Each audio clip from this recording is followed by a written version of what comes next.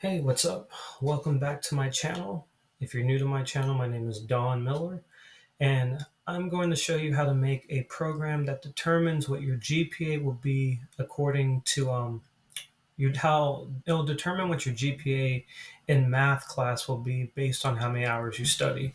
But before we begin, I want to talk about programming books real quick. Because for me, when I first started learning how to program, learning how to code, I was buying programming books, and depending on where you're at financially right now, they can be expensive. Programming books at Barnes and Nobles are like $40 or $50 a piece. So I just want to let you know you can go to your public library and rent out some of the books. I'll show you some of the books I got at mine. Um, I got Learning JavaScript, and I got some Python down here as well, and Learning PHP. I also got some responsive web books.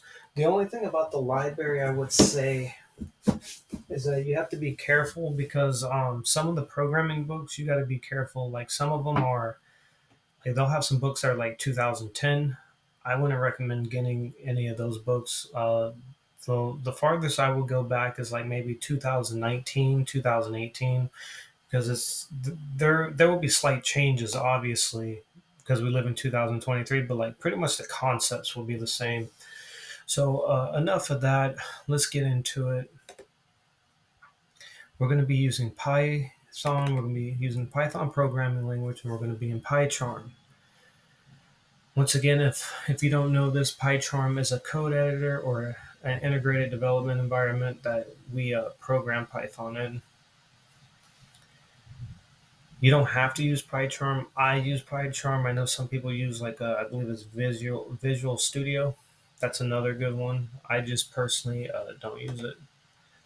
So first things first, this is the flight bookkeeping project we did in my last video. First thing is we want to create a new project folder. We're going to hit new project. We're going to go up to the location and we're going to type in GPA for math class.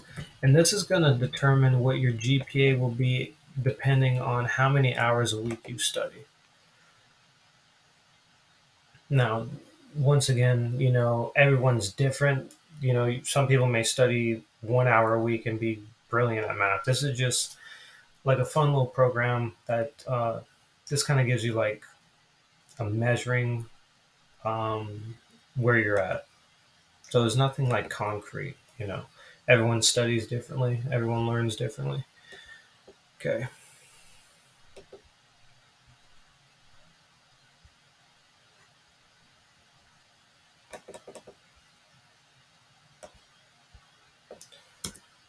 Okay. First thing is we're going to name what our program is, or the purpose of this program. The purpose of this program is to determine students determine math GPA based on how many hours they study a week.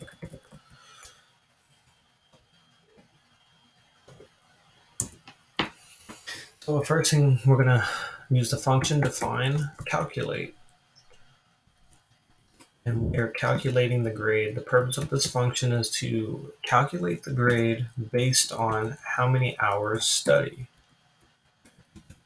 And then remember the colon pretty much it's saying that the next block of code is part of this first block of code right here. So we're using if or else. We're using if-else conditional statements. Remember, if-else conditional statements are if this is true, print this, else print this. So pretty much it's the determining factor of which direction the program's going to go. So if study duration is greater than or equal to, whoops, greater than or equal to 8 hours. Return, or excuse me, let's say 10 hours, return A. So if they're studying 10 hours a week, they're going to get an A. Else, or elif, excuse me, elif study duration is greater than or equal to 8, colon, we're going to return a B. So if they're studying 8 hours a week, they should get a B. Elif study duration is greater than or equal to 6 hours, and return C. You get the gist. We're going to do it all the way down till they get an F. Okay. Elif study duration is greater than or equal to 4 hours a week. Return D.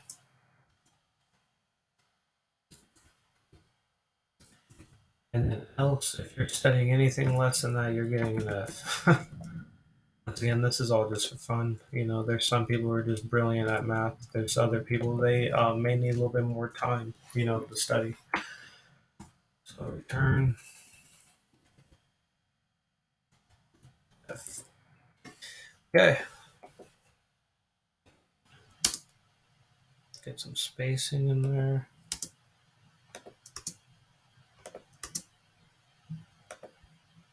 Okay, now that we've done that, we're going to go and we're going to do our assign the value to the variable or study time. Study time is equal to float. Remember, a float is a number with a decimal. Input, I'll explain all this in a minute. Enter the numbers of hours you studied for math, colon. Okay.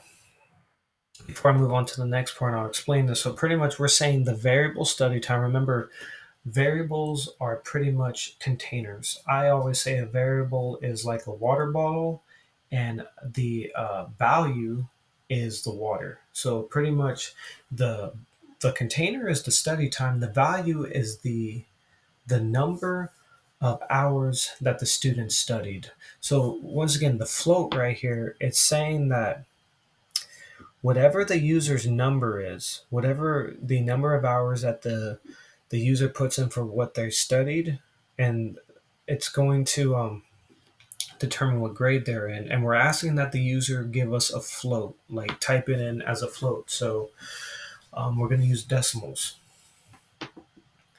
Next thing we're going to go to is grade. Grade equals, remember the variable is grade. We're going to assign the value to that variable. Grade is equal to calculate grade study time. So the grade will be determined to the study time. So pretty much the first line right here is the study time.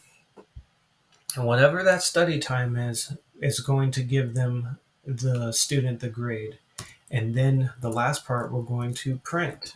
We're going to print with the F format, meaning that we're going to print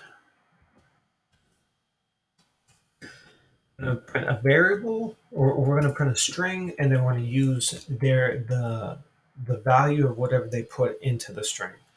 So you'll see, so your grade in math based on, and then we're going to use the dictionary curly brackets study time.